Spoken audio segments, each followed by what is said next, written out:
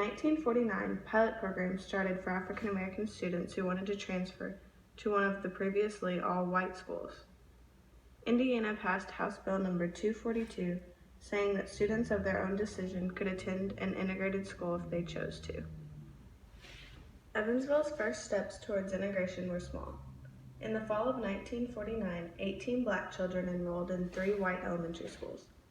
7 enrolled at Culver, 7 enrolled at Wheeler, and 4 enrolled at Delaware.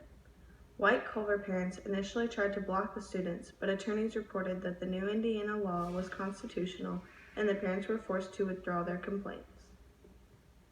While parents and students had problems with the integration of schools, African American teachers also faced challenges. Mrs. Maddie Miller, the first African American woman to teach at an all-white school, had to deal with problems that many white teachers didn't have to face. Some of the parents did protest me being there because they weren't sure that a black teacher could teach their kids, because the only black people that they come into contact with were their maids or whatever, people who had worked for them. So they had never seen and experienced talking to a professional.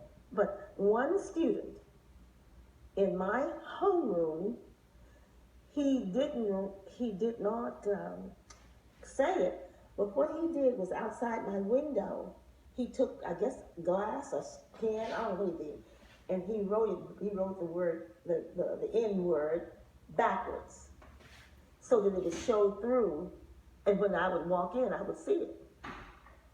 So I called him in after school, and I said, now, evidently you have to say the word. So if you're going to use the word nigger in reference to me, I have to help you get over that because I have to teach you. So I said, I tell you what you do. I'm gonna sit behind the desk and you sit at a desk in front of me. And I said, I want you to just look at me.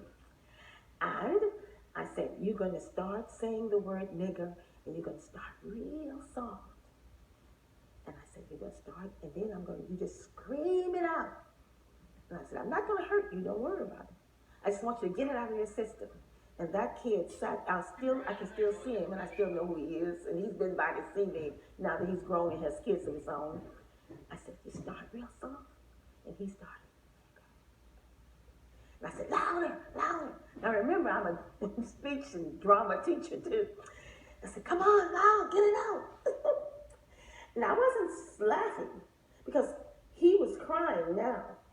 And so then there are tears in my eyes to see how this student was affected by having to do something like that. And then his realization that it must not be the right thing to do.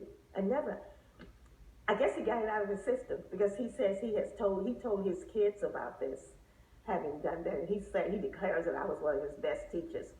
In 1962, Lincoln closed its high school and housed only the lower grades.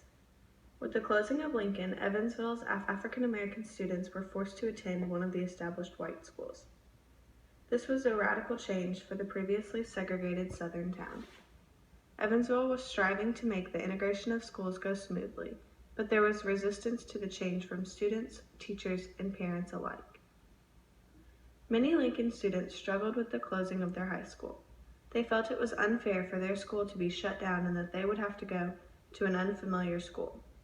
That was our last feeling of being wanted